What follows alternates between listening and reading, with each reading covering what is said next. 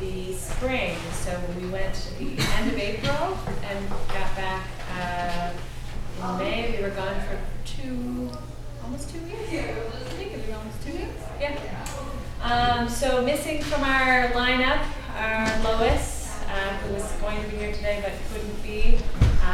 So Lois and I were leading the trip, and then we had Kara and Emily and Hayley. We also had Noah Benoit and Naomi Potts and Marissa Wee, who is a former SSU student, who some of you may know. So we were a great group and had a lot of fun. We drove to Ottawa, and then we drove to Timmins, which is a long drive, and then we drove back here.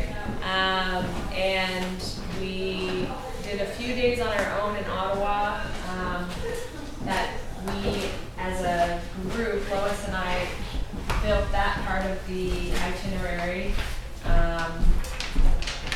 for our group, and we visited with a few different NGOs. So we met with Mennonite Central Committee, which was the main organization that we worked with. We met with the staff in the Ottawa Advocacy Office and learned about their advocacy work, and sort of kicked off the trip with some ideas and tips on how to be advocates and learn more about what MCC focuses on in Canada. And we also met with Mining Watch, which is a small NGO working to promote human rights and raise awareness of human rights abuses in the mining industry and mining policies in Canada and abroad. We met with Kairos, which is an organization doing all kinds of interesting things. I don't want to get too far into it for the sake of time. And the Assembly of First Nations. We met with representatives from the Assembly of First Nations. If I didn't already say, and you didn't already know, the purpose of this trip was a First Nations learning tour. So that was our goal in Ottawa and in Timmins, to specifically learn more about First Nations and Indigenous issues in Canada, and meet with First Nations communities and representatives of First Nations communities to learn more. So in Ottawa we did that. We also toured Parliament Hill and stayed in a really cool hostel that was an old jail. I'll let them tell you more about that. And then we went to Timmins and had a week of a program called Dancing Towards Reconciliation. And MCC put together this program for us. So it's called the ASCII Learning Tour. ASCII meaning land in the Cree language. So we were learning about the use of land and resources and mining and all kinds of things related to that in particularly Northern Ontario. But we had people with us during that week who were from other parts of Canada. So we had some people from other parts of Ontario. We actually had an elder from the Mi'kmaq Nation, Joe Michael, who lives in Nova Scotia. He came. Christina, what's her married last name? I always forget. Farnsworth, the old one. Dunfield. Christina Dunfield, who is the MCC rep in Moncton, who's been here before, helped lead the blanket exercise a few years ago. She was on the trip.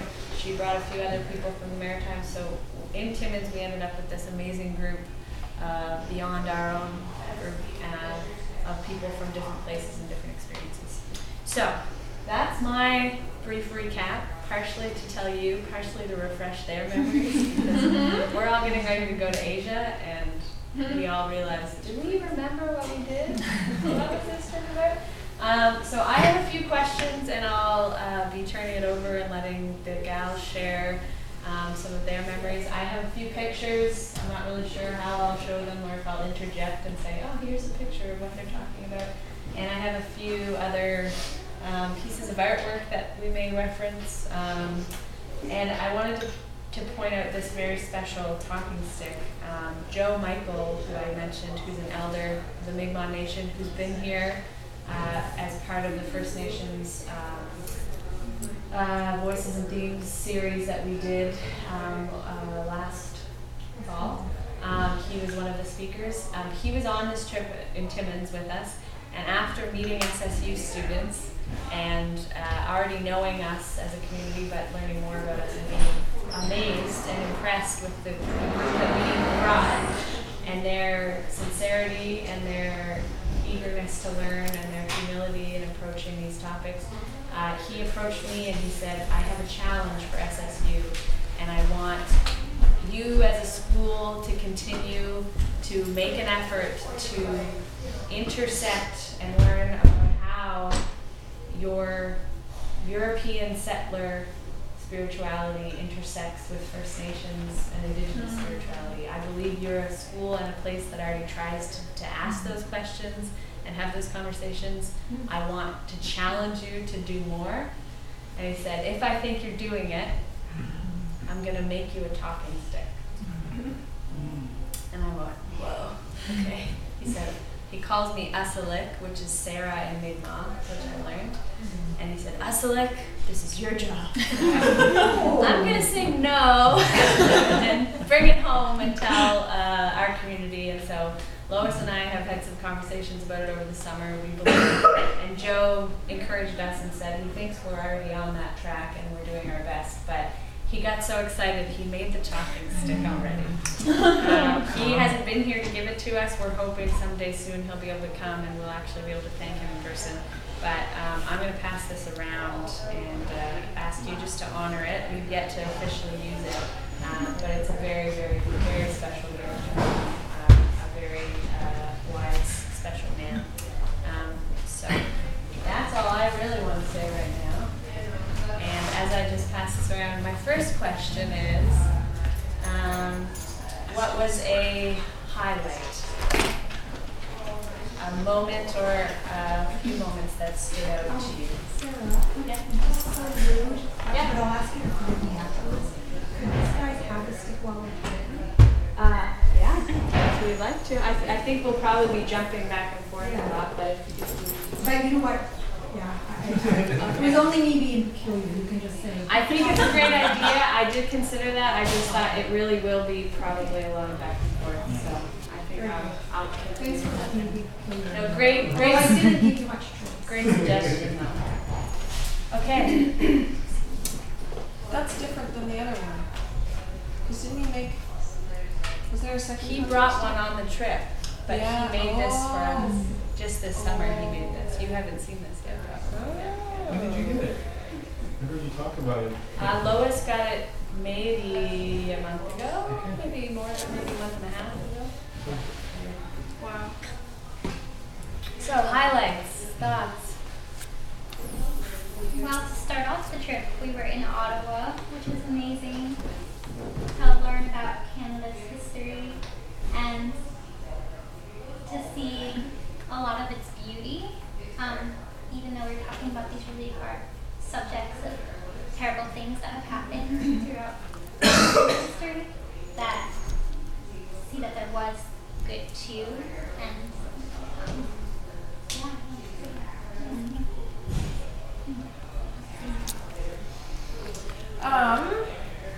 Yeah, I agree with Kara. I'd never been to Ottawa, and I heard a lot from different people that had been there that there's not really a lot going on, but yes, I guess kind of festival-wise there might not be a lot going on, but it was amazing to talk to all these different groups and they're only like a selection of the different groups that are in Ottawa working to change Canada.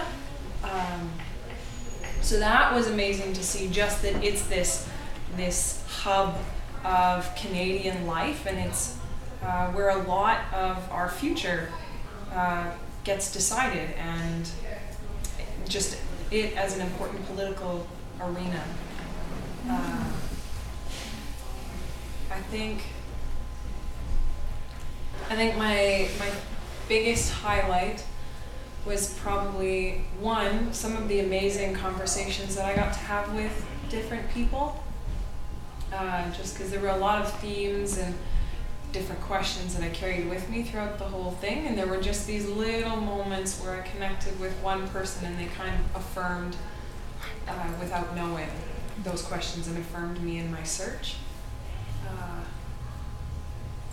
Yeah, in particular, it was, the eagle is a very significant animal in First Nation traditions, and one thing that's really stuck in my mind is that that's the bird that's usually considered to carry our prayers to God because it flies the highest. And anyways, I really connected with the husband of one of the ladies that was helping us and guiding us along, and we went for a nature walk. Oh yeah, this was at the campfire. We did a campfire roast with goose, moose, bannock, and we did and Labrador tea, homemade tea. It was cool. And so we got to go and we walked around this site, and there's a teepee that's set up there, and I think it's their land, right? Yeah. And so we walked and we talked about different trees, and then he quizzed me on what's this tree? What's that tree? What's that tree? Yeah, it was great. And then Marissa went off into the bush and she found this pile of jars. And so we were exploring and walking around, and I found a giant purple sheet of, I don't know, it was attached to a stick, so I made it a flag. And anyways, connected with him. His name was William. And near the end of the trip, he ended up giving me an eagle feather, which I learned afterwards that eagle feathers aren't something, you can't go and look for them, and you can't, you can't wander around and go, oh, I'm hoping to accidentally run into one. And you can't go out in search of one. It's something that actually has to come to you. So that was huge, to receive something that I know in their tradition is so precious to them. And I really took that as an affirmation from God, being like, it's okay that you don't have all the answers. It's okay. Just keep moving and keep honestly searching, and for me it was just I'm here with you. It's okay.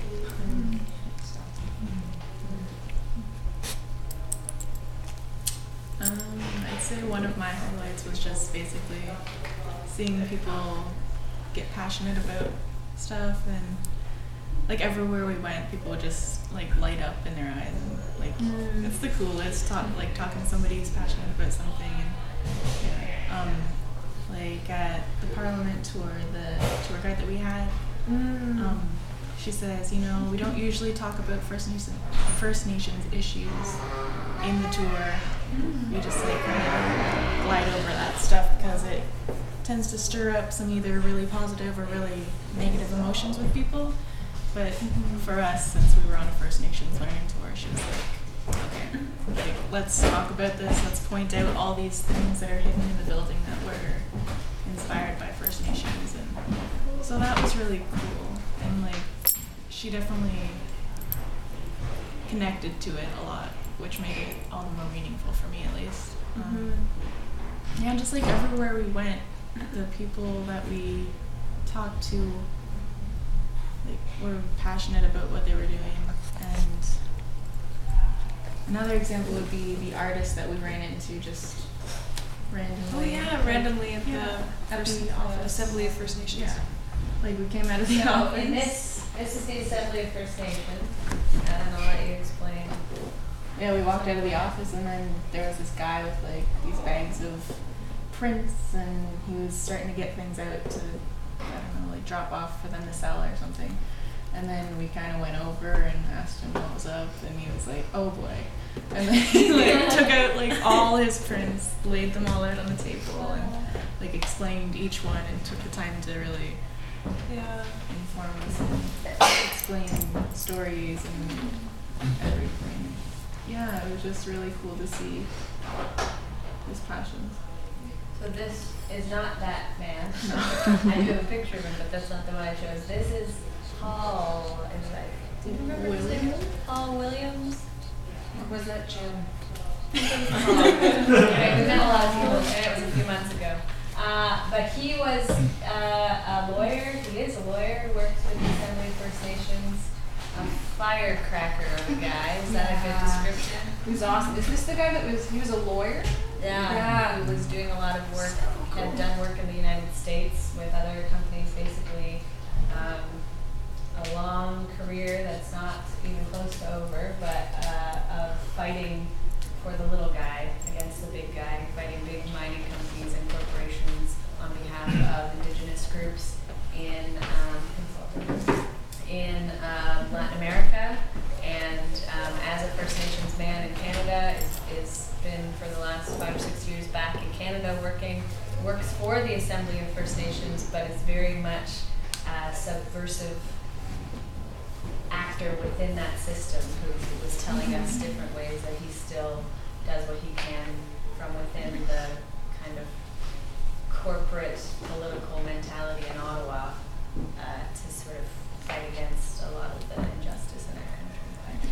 Do you want to explain what this, do you remember what this print means? We bought this actually for SSU. We've yet to have it framed, but do you Is that remember? the one where it's like the east is the turtle and the west is the eagle? Yeah, so it symbolizes East and West coming together in our country. So the group together decided to buy this print for SSU to represent our call as a place where East and West come together.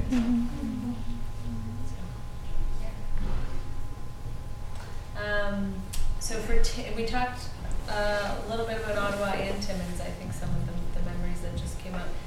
In terms of some of the actual people that we interacted with in Timmins, I think that would be a special thing to focus on a little bit. You mentioned Lucy's husband, William, but are there any other people or conversations that you'd like to bring out from our time? It was very powerful in Timmins, meeting a lot of people from Attawakaskat, the Northern First Nations community that's been in the news a lot the last few years for their housing crisis, for all kinds of other infrastructure crises, but also while we were in Timmins, Attawakaskat was in the news and has been in the news for a suicide crisis for a lot of young people attempting suicide and some actually committing suicide. So we met a lot of people. Timmins is the most populated city south. It is sort of the place that when you're in those First Nations communities in Northern Ontario, that if you need to finish school, if you can't get the health care that you need, which many people can't in those communities, they end up resettling or temporarily living in Timmins. So that's a big part of the culture in that city. So you want to talk a little bit more about that? Yeah. There were a couple places in Timmins we got to go more than once. So there's a Native Friendship Center that we went to a few times. And it's a really good one. oh, I forgot. Okay, I'll stay there. So it's a place where people can come together and they'll have meals together or events. And it's really a place where Indigenous people can learn about and share their history and traditions and rituals. And so it's a really good thing. They're in other places too, and a lot of communities, cities have Native Friendship Centers, so where you live, you could look to see if you have one. But I met a woman named Elizabeth there, and she played her drum for us and did a worship song, and it was incredible. It was beautiful, and yeah, I've never felt something so simple be so powerful before. But then I sat and talked to her afterwards and got to hear her story, and she's from Attawakaskat, so she was sharing a lot of the hardship that was going on there and how the news was bringing back up old feelings, and so that was an intense moment, but a time when I could really connect with somebody one-on-one and hear their story, which was kind of the point of the whole trip, was to start that conversation. And then I went back on a different day, and she brought her art that she did that was part of her healing process, and refinding her identity. And she was like, oh, I don't show this to everybody, but she wanted us to see what the process of healing and how long it took, how personal it is, and that to really understand, you need to connect on those like one-on-one conversations with people.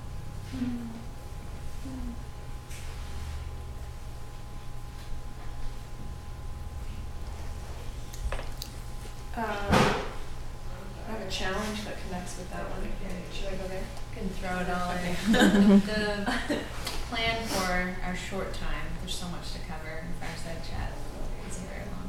I told them to think of some highlights, some challenges, and some things they learned, which really all can be very much connected. So, go ahead.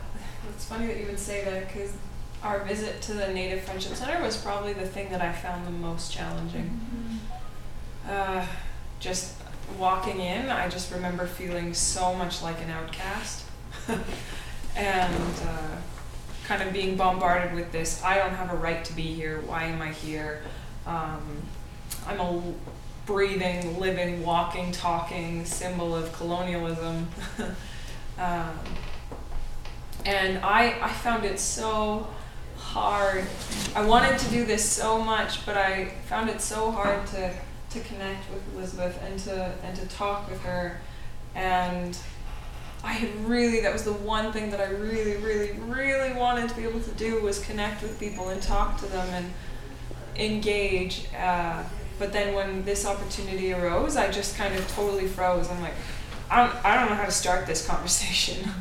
I'm just so aware of you being from Attawapiskat, and I know that by nature and by virtue of you being from Attawapiskat, you have suffered a lot.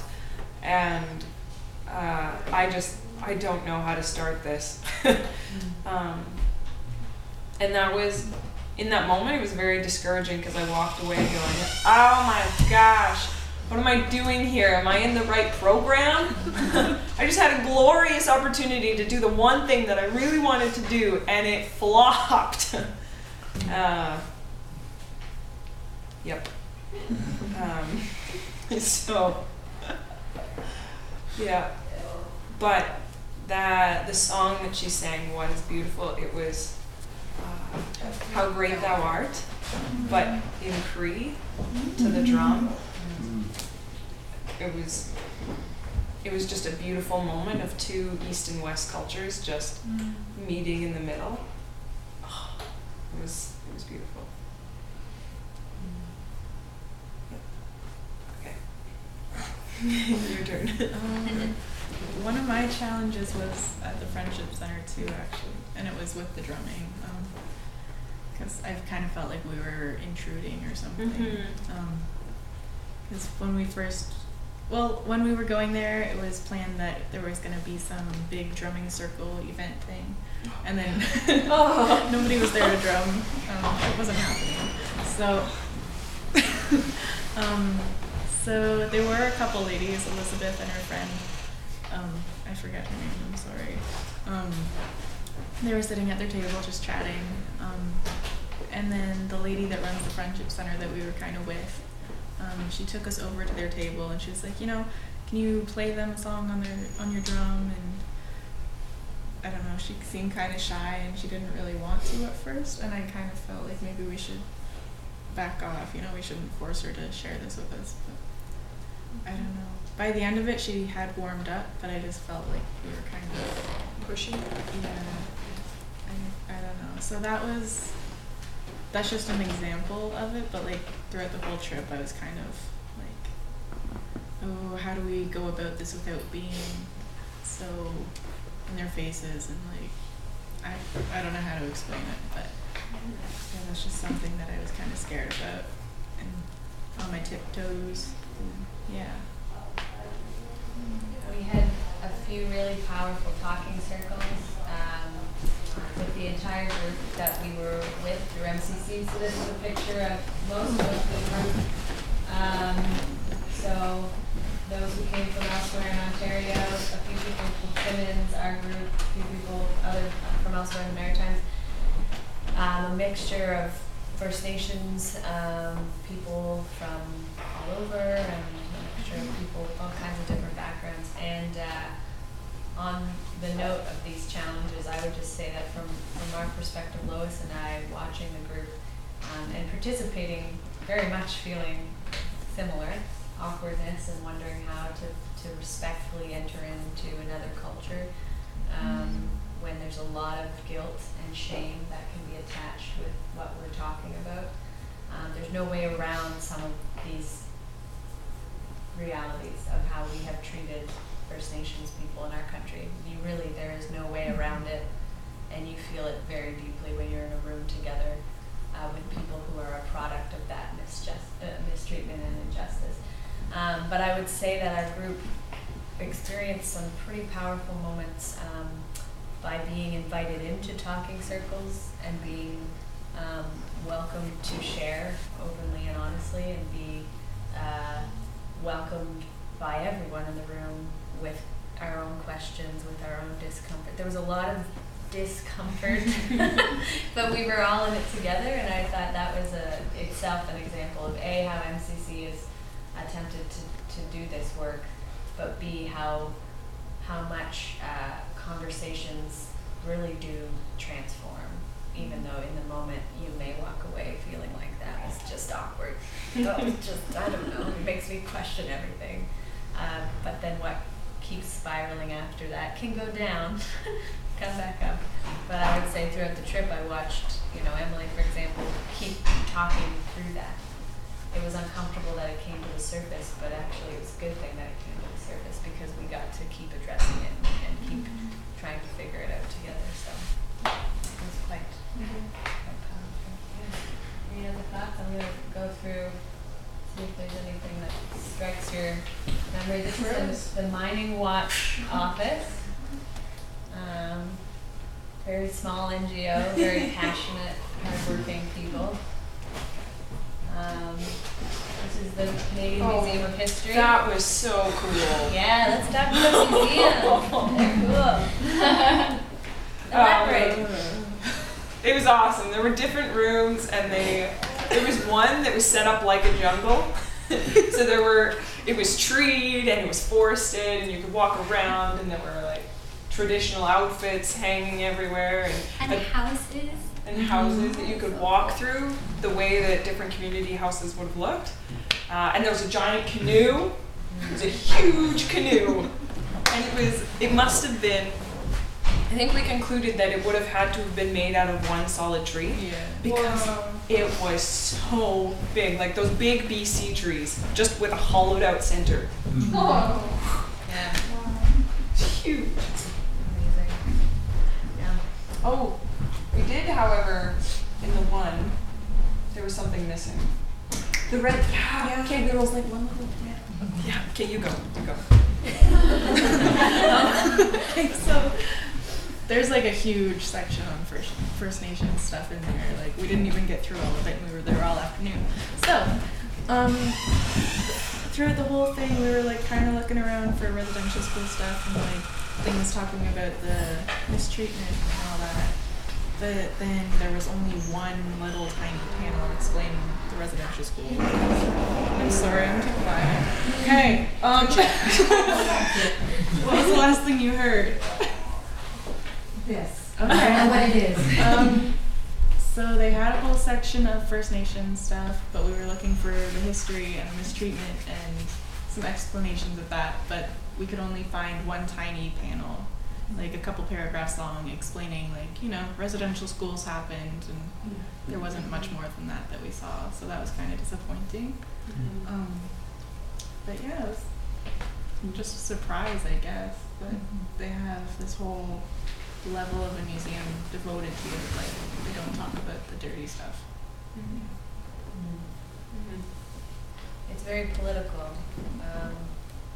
Not just being in Ottawa, but I think the word political became evident in how Timmins residents interact with First Nations communities that come down from up north and use healthcare and educational resources.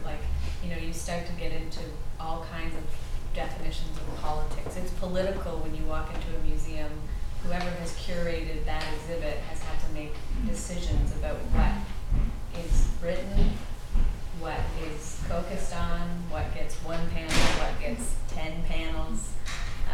And we started to unpack a little bit of that. You know, why was that just forgotten and overlooked, or was that an intentional decision? Even in Parliament Hill, they do not explicitly talk about First Nations issues, and they're sort of steered away from it because they know it could really elicit strong reactions, good or bad.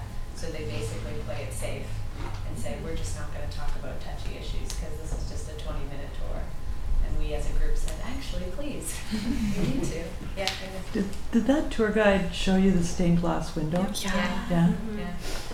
Yeah. So there's a stained glass window. Again, I have pictures of all these things. I just couldn't put them all up. But a stained glass window that commemorated the Government of Canada's official apology to First Nations for residential schools. But you would walk by it very, very easily and not notice or not know. And again, to our guide's credit, she can't cover everything in 20 minutes. A lot is missed, but it was interesting to start to ask why and actually have an honest answer. I just can't get into it because sometimes it's too hard. And sometimes that's what we came against. It's just so hard to get into this, but what do you do? I know we only have a few minutes, and I want to give you the, yeah? I just want to mention, in case anyone's in Winnipeg, definitely worth seeing the Museum of, Canadian Museum of Human Rights, which does a little bit of a better job. Not as much still as you would hope, but there is a little bit more, you know, on the residential schools and some of the honest history, and including the chest from the Truth and Reconciliation Commission where the mementos were put in and stuff. So definitely worth seeing if anyone goes through. I want to give you the last word, so before I do that, I want to highlight a few things. One, I just found some of this upstairs, and I'm very glad I remembered. So when we met with Kairos, there are plenty of resources we've been given. And so this is an Education for Reconciliation toolkit. But along with that, one of the movements that Kairos is working on right now is they're doing petitions to support the TRC, the Truth and Reconciliation Call to Action number 62, which addresses actually changing the educational system in our schools and our school systems. So I found a petition that we have that was given to us by Kairos to give to the province of New Brunswick, and it actually needs to be returned by the end of next week, so we have time. So this is calling upon the province of New Brunswick in consultation and collaboration with survivors, Aboriginal peoples, and educators to make age-appropriate curriculum on residential schools, treaties, and Aboriginal peoples' historical and contemporary contributions to Canada, to make that a mandatory education requirement for kindergarten to grade 12 students. So Kairos has provincial petitions for every province. We ask, you can only sign it if you're a resident of New Brunswick. So we think Marissa actually called when we were in Ottawa because all of us wanted to sign every province, and she said, wait, this may not be legal. So if you have an address here, or as a student, you can put down your address here and sign that. If you're actually visiting and from somewhere else, you could go online and find your own and sign it, but we'll have that, and there are a few other pieces here. This is actually the book of a man we met. I forgot to mention in Ottawa, we met with Bryce Diamond, who's an author who Lois and I were connected with through another friend in the Maritimes, and he's an advocate who works actually in a totally different field, but did a run in 2011 across Canada to raise awareness for children living in poverty, specifically First Nations children in poverty in Canada. Connected with World Vision, he did this run and then wrote a book about his experiences and his work. And so we got to meet with him, and he has lots of books, and he gave us them, so if anybody wants a copy, got that.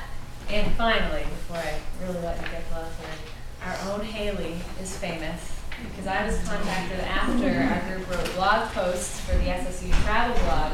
I was contacted by the communications person at the Women's Interchurch Council of Canada, and they asked permission to put Hayley's blog post and photo in their magazine. So bones, and truth. Yippee. So lots of good and writing has come. Can we just add a little backstory to the moose bones thing? Please. So that same forest where Marissa was finding bottles and I was finding purple cloths to make flags out of, we also found a giant skeleton. It was awesome. It was like the spine of some giant animal, and Hayley got pictures with it. So many good stories. Yeah. I just want to put out two things. One is I just thought it was really cool that you asked that question about moose bones when you had your hand like that. That was a good moose imitation. So, but the Kairos, in case you've ever wondered about that big tapestry on the 3rd floor by the back stairwell, that's from Kairos. They asked if we would host that tapestry because they didn't quite know exactly where else to put it because the church went right into it. Yeah. Anyway, so that's connected with that same organization. Just give it a little context. Yeah, there's a lot more about each organization, and even like we visited the Matagami First Nation in Timmins.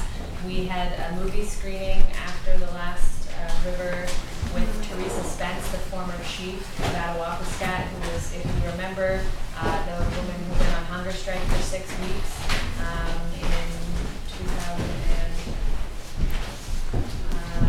I don't remember, a few years ago. We met her and her family in Timmins, and she came and showed us this documentary about Attawapiskat and the impact of diamond mining right now, De Beers diamond mine. And there is just a wealth of conversations to continue to have, but I know it's time for class.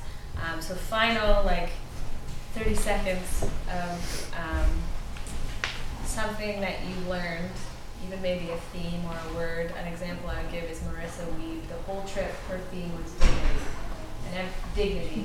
And everywhere we went, Marissa kept asking, how do we, end up taking dignity away? How do we actually restore dignity? So even if it's just a word, I invite you to give that as your final thought. Well, we learned a lot about mining too, and good things that are happening. So if you ever want to talk to us, come to us.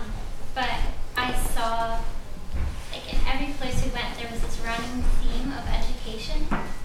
And it's oh yeah, education's important, and we're in school, we know that.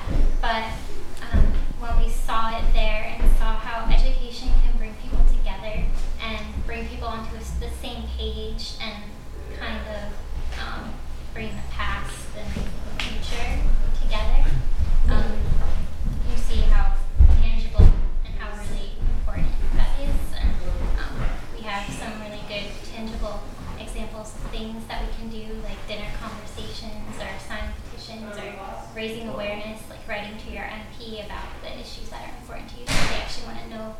And so those were really important things to learn about what we could do to get involved ourselves. The thing I'm thinking of, I didn't actually get an answer for.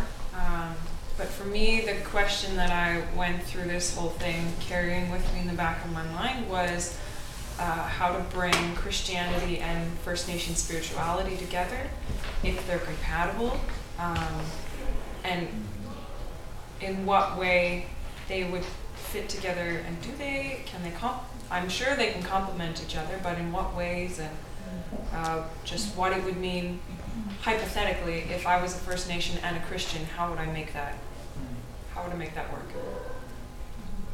I don't have any answers. There were way too many themes.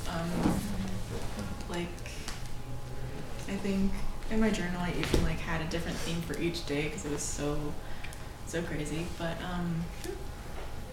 the main ones for me that I noticed were definitely education, whether it be through curriculum at school or learning about yourself or teaching others through what you know, and the importance of history and preserving the values found in it, and not just forgetting about it. Really knowing what happened and not forgetting. Can I have one more thing? Always. Just because we didn't really talk about environmental stuff and mining very much, but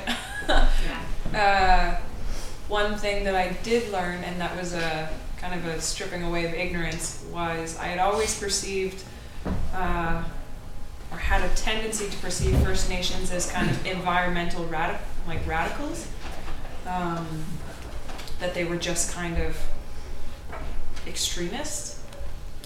But it was great to hear from First Nation people themselves saying, no, we're not against resource development, and actually it's actually better for the environment if we use resources. It's not necessarily the best thing if you just leave land totally untouched. And to hear them say, no, we're not against mining, we're not against drilling for oil, we just want it to be done with, if it's going to be on our land, like we want to be asked, and we want to be consulted, and we want to have a say in how it's done. So that was a good moment of ignorance stripping. We could have a fireside chat part 2 and 3 and have Alana talk more about her trip and our trip and FCC, and anyway, this just means many more lunchtime conversations. I just want to say for Lois and I, it was a privilege to travel with this group. Everywhere we went, people commented on their question. People said, did you give them all these questions to ask? I said, no, we didn't prepare anything. We didn't do a thing. And they're sitting there asking every person we met, whether they were in, Ottawa in a high-rise office, or the chief of a First Nation sitting in a gymnasium sharing his story with us. And these guys just were such a great example of what SSU represents, and so it was just a privilege to travel with them. So thanks, ladies, and thanks for listening.